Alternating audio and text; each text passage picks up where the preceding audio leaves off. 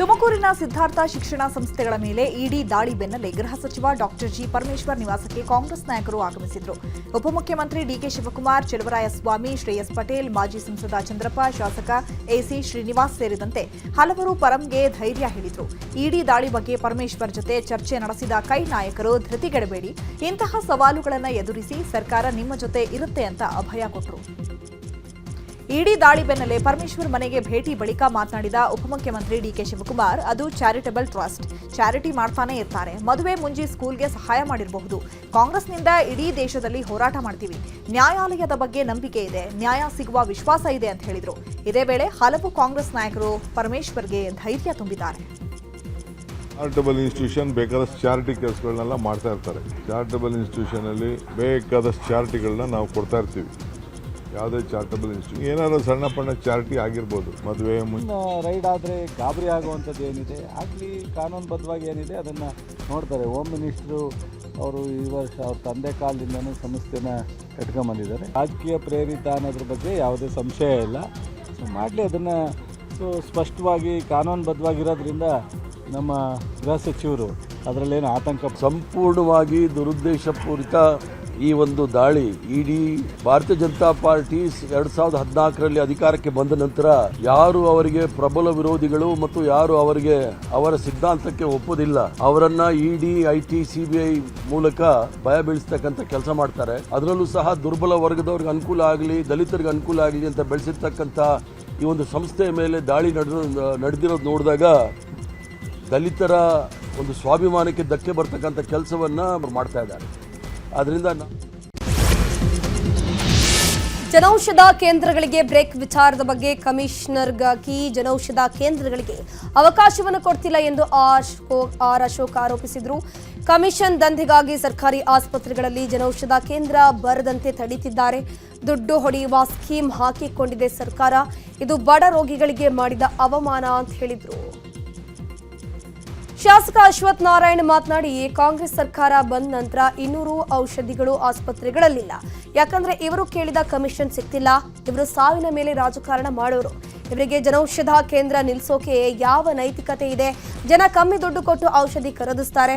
ಅದಕ್ಕೂ ಮಣ್ಣು ಹಾಕೋಕ್ ಹೊರಟಿದೆ ಈ ಸರ್ಕಾರ. ಇದೇನ ನಿಮ್ ಸಾಧನೆ, ಸಮರ್ಪಣೆ ಅಂತ ಪ್ರಶ್ನೆ ಮಾಡಿದ್ರು. ಕಾಂಗ್ರೆಸ್ ಸರ್ಕಾರಕ್ಕೆ ಬಡವತನದ ಮೇಲೆ ಕಾಳಜಿ ಇಲ್ಲ ಅಂತ ಕಿಡಿಕಾರಿದ್ರು. ಆದರೆ ಸಚಿವ ದಿನೇಶ್ ಗುಂಡೂರಾವ್ ಮಾತನಾಡಿ, ಜನೌಷಧಿ ಕೇಂದ್ರಗಳಲ್ಲಿ ಬ್ರಾಂಡೆಡ್ ಮೆಡಿಸಿನ್ ಮಾರಾಟ ಮಾಡಲಾಗ್ತಿದೆ. ಈ ಬಗ್ಗೆ ನಮ್ಮ ಡ್ರಗ್ ಕಂಟ್ರೋಲ್ ಬೋರ್ಡ್ನಿಂದಲೂ ರೇಡ್ ಮಾಡಲಾಗಿದೆ. ವೈದ್ಯರ ಅಭಿಪ್ರಾಯ ಪಡೆಯದೆ ಇದನ್ನು ನಿರ್ಬಂಧ ಮಾಡಲಾಗ್ತಾ ಇದೆ. ಜನೌಷಧ ಮಳಿಗೆಗಳಲ್ಲಿ ಬ್ರಾಂಡೆಡ್ ಮೆಡಿಸಿನ್ ಮಾರಾಟ ಮಾಡೋ ಹಾಗಿಲ್ಲ. ಡ್ರಗ್ ಕಂಟ್ರೋಲ್ ಬೋರ್ಡ್ ತಪಾಸಣೆ ಮಾಡ್ತಿದೆ. ಕೆಲವು ಜನ ಔಷಧ ಮಳಿಗೆಗಳಲ್ಲಿ ಬ್ರಾಂಡೆಡ್ ಔಷಧ ಮಾರಾಟ ಮಾಡ್ತಿವೆ ಅಂತ ಹೇಳಿದ್ರು.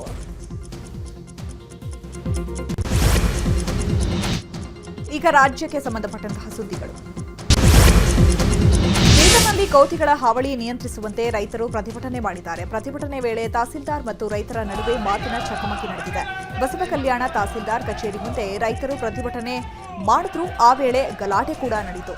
ಪೊಲೀಸ್ ಫೋರ್ಸ್ ಬಳಸ್ತೀನಿ ಅಂತ ತಹಸೀಲ್ದಾರ್ ಬೆದರಿಕೆ ಹಾಕ್ತಿದ್ದಾರೆ. ಇಂತಹ ಗೊಡ್ಡು ಬೆದರಿಕೆಗಳಿಗೆ ರೈತರು ಹೆದರೋದಿಲ್ಲ ಅಂತ ವಾಪಸ್ ಟಾಂಗ್ ಕೊಟ್ಟಿದ್ದಾರೆ.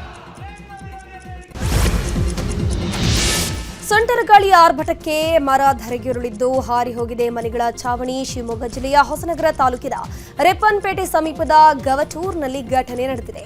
ಏಕಾಏಕಿ ಬಂದ ಭಾರೀ ಪ್ರಮಾಣದ ಸುಂಟರಗಾಳಿಯಿಂದ ವಿದ್ಯುತ್ ಕಂಬ, ಮರಗಳು ಧರೆಗೆ ಉರುಳಿದ್ದು ಸೇರಿದಂತೆ ಹಲವು ಮನೆಗಳ ಮೇಲ್ಛಾವಣಿ ಕೂಡ ಹಾನಿಯಾಗಿದೆ.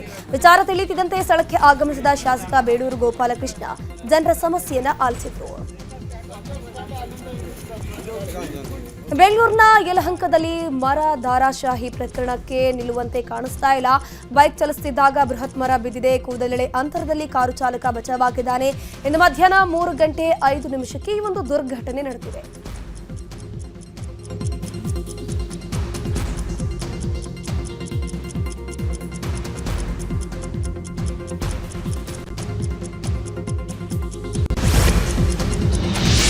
ಹೊರ ರಾಜ್ಯದ ನಟಿಗೆ ಕರ್ನಾಟಕ ಸರ್ಕಾರ ಮಣೆ ಹಾಕಿದೆ. ಕರ್ನಾಟಕದ ಸೋಪ್ಸ್ ಅಂಡ್ ಡಿಟರ್ಜೆಂಟ್ ಲಿಮಿಟೆಡ್ನ ಅಧಿಕೃತ ರಾಯಭಾರಿಯನ್ನಾಗಿ ನಟಿ ತಮನ್ನಾ ಭಾಟಿಯಾರನ್ನ ನೇಮಕ ಮಾಡಲಾಗಿದೆ. 2 ವರ್ಷ 2 ದಿನದ ಅವಧಿಗೆ ರಾಯಭಾರಿಯಾಗಿ ನೇಮಿಸಿ ಕರ್ನಾಟಕ ಸರ್ಕಾರ ಆದೇಶ ಹೊರಡಿಸಿದೆ. ಜೊತೆಗೆ 2 ವರ್ಷಗಳಿಗೆ 6.20 ಕೋಟಿ ಸಂಭಾವನೆಯನ್ನ ಸರ್ಕಾರ ನೀಡಲಿದೆಯಂತೆ.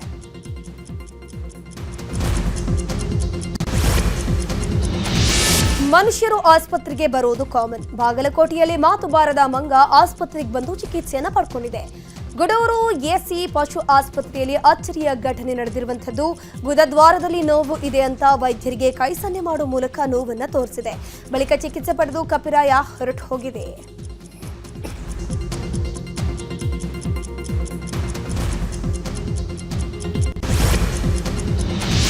ಚಿರತೆ ದಾಳಿಯಿಂದ ಶ್ವಾನವೊಂದು ಬಚಾವಾಗಿರುವ ಘಟನೆ ಶಿವಮೊಗ್ಗ ಜಿಲ್ಲೆ ತೀರ್ಥಹಳ್ಳಿ ತಾಲೂಕಿನ ಹೋದಲ ಅರಳಾಪುರ ಗ್ರಾಮದಲ್ಲಿ ನಡೆದಿದೆ. ಮನೆಯ ಮುಂದೆ ಹಗ್ಗಕ್ಕೆ ನಾಯಿಯನ್ನ ಕಟ್ಟಲಾಗಿತ್ತು. ಏಕಾಏಕಿ ದಾಳಿ ವೇಳೆ ಸತ್ತಂತೆ ನಾಟಕವಾಡಿ ಎಸ್ಕೇಪ್ ಆಗಿದೆ.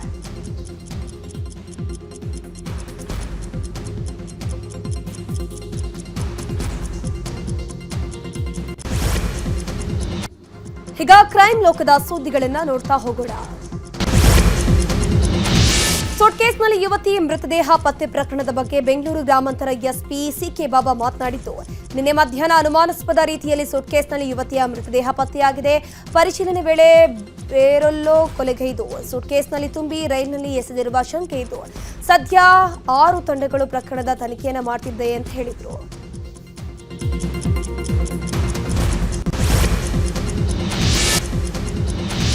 ವೇತನ ಹೆಚ್ಚಳಕ್ಕೆ ಒತ್ತಾಯಿಸಿ ಬಿಎಂಟಿಸಿ ಎಲೆಕ್ಟ್ರಿಕ್ ಬಸ್ ಗುತ್ತಿಗೆ ಚಾಲಕರು ಪ್ರತಿಭಟನೆ ಮಾಡಿದ್ದಾರೆ. ಬೆಂಗಳೂರು ಹೊರವಲಯದ ಆನೇಕಲ್ ತಾಲೂಕಿನ ಸೂರ್ಯನಗರದಲ್ಲಿ 300ಕ್ಕೂ ಅಧಿಕ ಗುತ್ತಿಗೆ ಚಾಲಕರಿಂದ ಪ್ರೊಟೆಸ್ಟ್ ಮಾಡಲಾಯಿತು.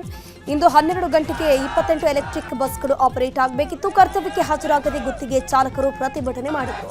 ಕಳೆದ 2 ವರ್ಷಗಳಿಂದ ದುಡಿತಾ ಇದ್ರು ಕೇವಲ 22,000 ವೇತನ ಮಾತ್ರ ನೀಡುತ್ತಿದ್ದಾರೆ. ಕೂಡಲೇ ವೇತನ ಹೆಚ್ಚಿಸುವಂತೆ ಗುತ್ತಿಗೆದಾರರು ಆಗ್ರಹಿಸಿದ್ದಾರೆ.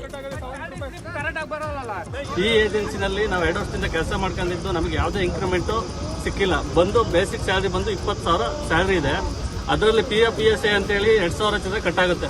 ಅದು ಕಟ್ಟಾಗಿ ನಮ್ಮ ಕೈ ಸಿಗೋದು 18,000 ಮಾತ್ರ. ನಮಗೆ ಈ ಸ್ಯಾಲರಿ ಸಾಕಾಗ್ತಿಲ್ಲ. ನಮಗೆ ಜೀವನ ರಾಜಸ್ಥಾನಕ್ಕೆ ಭೇಟಿ ನೀಡಿದ ಪ್ರಧಾನಿ ನರೇಂದ್ರ ಮೋದಿ ವಿವಿಧ ಅಭಿವೃದ್ಧಿ ಕಾಮಗಾರಿಗೆ ಚಾಲನೆ ಕೊಟ್ಟರು. ಇನ್ನು ಬಹಿರಂಗ ಸಮಾವೇಶದಲ್ಲಿ ಮಾತನಾಡಿದ ನರೇಂದ್ರ ಮೋದಿ ಆಪರೇಷನ್ ಸಿಂಧೂರ ಕಾರ್ಯಾಚರಣೆಯನ್ನ ಶ್ಲಾಘಿಸಿದರು.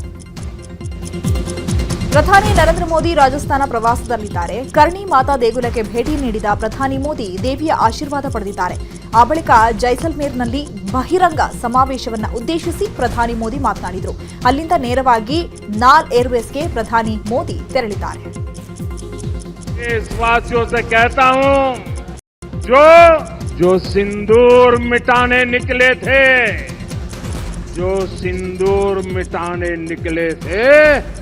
उन्हें मिट्टी में मिलाया है. जो हिंदुस्तान का लहू बहाते थे, जो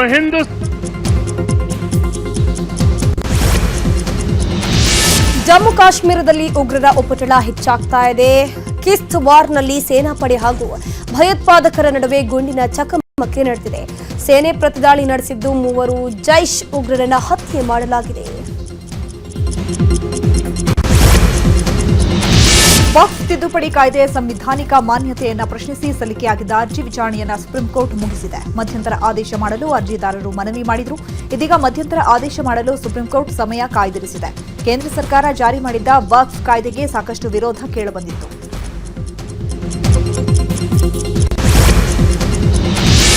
ತಿರುಪತಿ ತಿಮ್ಮಪ್ಪನ ಸನ್ನಿಧಿಯಲ್ಲಿ ಲಡ್ಡು ಪ್ರಸಾದಕ್ಕೆ ಹಸುವಿನ ಕೊಬ್ಬು ಬಳಸಿದ್ದಾರೆ ಅನ್ನೋ ಆರೋಪದ ಬಳಿಕ ಇದೀಗ ಹೊಸ ವಿವಾದವೊಂದು ಸೃಷ್ಟಿಯಾಗಿದೆ. ತಿರುಪತಿ ತಿರುಮಲ ತಿಮ್ಮಪ್ಪನ ಸನ್ನಿಧಿಯಲ್ಲಿ ಮುಸ್ಲಿಂ ವ್ಯಕ್ತಿಯೊಬ್ಬ ನಮಾಜ್ ಮಾಡಿರೋದು ಸಿಸಿಟಿವಿಯಲ್ಲಿ ಸೆರೆಯಾಗಿದೆ. ಕಾರ್ನಲ್ಲಿ ಬಂದಿರುವ ವ್ಯಕ್ತಿ ನಮಾಜ್ ಮಾಡಿದ್ದಾರೆ. ಕಾರು ನಂಬರ್ ಹಾಗೂ ಸಿಸಿಟಿವಿ ದೃಶ್ಯ ಆಧರಿಸಿ ಪತ್ತೆ ಮಾಡೋಕೆ ಪೊಲೀಸರು ಬಲೆ ಬೀಸಿದ್ದಾರೆ.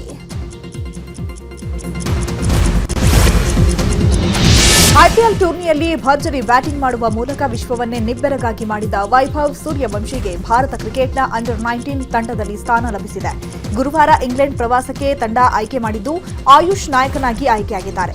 ಚೆನ್ನೈ ಸೂಪರ್ ಕಿಂಗ್ಸ್ ತಂಡದಲ್ಲಿ ಆಟವಾಡಿದ ಆಯುಷ್ ನಾಯಕರಾಗಿದ್ದು ರಾಜಸ್ಥಾನ್ ರಾಯಲ್ಸ್ ಪರ ಕಮಾಲ್ ಮಾಡಿದ ವೈಭವ್ ಸೂರ್ಯವಂಶಿಗೆ ಸ್ಥಾನ ಲಭಿಸಿದೆ. ಬಾಲಿವುಡ್ ನಟ ಸಲ್ಮಾನ್ ಖಾನ್ ಮನೆಗೆ ಭದ್ರತಾ ಲೋಪ ಆಗಿದೆ. ಸಲ್ಮಾನ್ ಖಾನ್ ರ ಮುಂಬೈನ ಬಾಂದ್ರಾ ನಿವಾಸಕ್ಕೆ ನುಗ್ಗಿದ ಯುವತಿಯನ್ನ ಬಂಧಿಸಲಾಗಿದೆ. ಇಶಾ ಛಾಬ್ರಾ ಬಂಧಿತ ಯುವತಿ. ಮೊನ್ನೆಯಷ್ಟೇ ಸಲ್ಮಾನ್ ಖಾನ್ ಮನೆಗೆ ವ್ಯಕ್ತಿಯೊಬ್ಬ ನುಗ್ಗಿದ್ದ. ಇದಾದ ಬಳಿಕ 48 ಗಂಟೆಗಳಲ್ಲಿ ಮತ್ತೊಂದು ಭದ್ರತಾ ಲೋಪವಾಗಿದೆ. ಈಗ ವಿದೇಶ ಸುದ್ದಿಗಳನ್ನು ನೋಡ್ತಾ ಹೋಗೋಣ. ಪಾಕಿಸ್ತಾನದ ವಿರುದ್ಧ ಆಪರೇಷನ್ ಸಿಂಧೂರ ನಡೆಸಿದ ಬಳಿಕ ಭಾರತ ಸರ್ವ ಪಕ್ಷಗಳ ನಿಯೋಗವನ್ನು ವಿಶ್ವದ ಹಲವು ರಾಷ್ಟ್ರಗಳಿಗೆ ಕಳುಹಿಸುವ ನಿರ್ಧಾರ ಮಾಡಿತು. ಜಪಾನ್ ಹಾಗೂ ಯುಎಇ ಸರ್ಕಾರಗಳು ಭಾರತದ ಜೊತೆಗೆ ನಿಲ್ಲುವ ಘೋಷಣೆ ಮಾಡಿವೆ.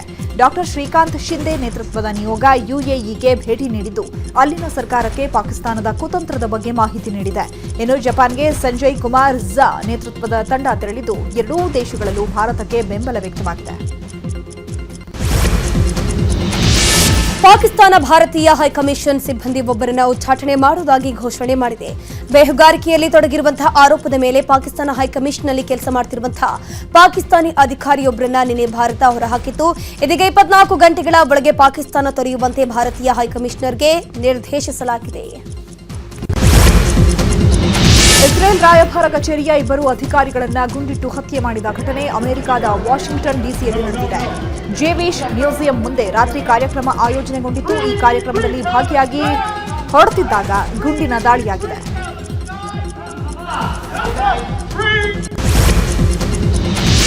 ಚೀನಾದಲ್ಲಿ ಐತಿಹಾಸಿಕ ಮೆಂಗ್ ರಾಜವಂಶದ ಗೋಪುರದ ಛಾವಣಿ ಕುಸಿದು ಬಿದ್ದಿದೆ. ಇನ್ನು ಚುಜೌರ್ನಲ್ಲಿರುವಂತಹ ಪೆಂಗ್ಯಾಂಗ್ ಡ್ರಮ್ ಟವರ್ನ ಮೇಲ್ಛಾವಣಿ 650 ವರ್ಷ ಹಳೆಯದಾಗಿತ್ತು. ಮಿಂಗ್ ರಾಜ 1375ರಲ್ಲಿ ನಿರ್ಮಿಸಿದ್ರಂತೆ ಗೋಪುರದ ಛಾವಣಿ ಬೀಳುವ ದೃಶ್ಯ ಸ್ಥಳೀಯರ ಕ್ಯಾಮೆರಾದಲ್ಲಿ ಸೆರೆಯಾಗಿದೆ.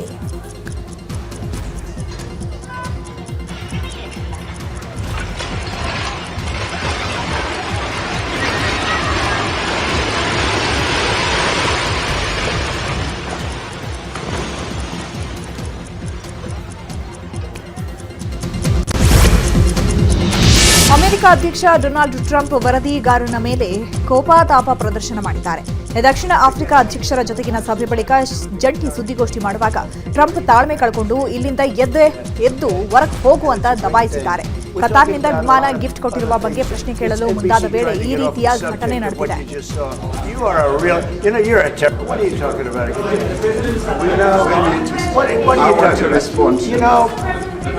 You to get out of here.